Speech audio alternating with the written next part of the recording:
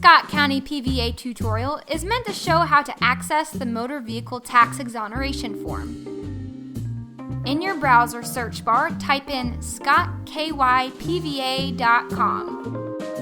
You will come to the Scott County PVA website homepage. Now scroll down to the purple tabs on the left of the screen and click on Downloadable Forms.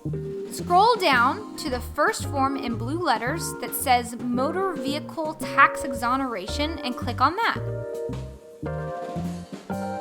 Here, you can download or print the form. Once you fill out that form, you can either mail it to 101 East Main Street, Suite 203 through 206, or you can email the form to scottpva@msn.com.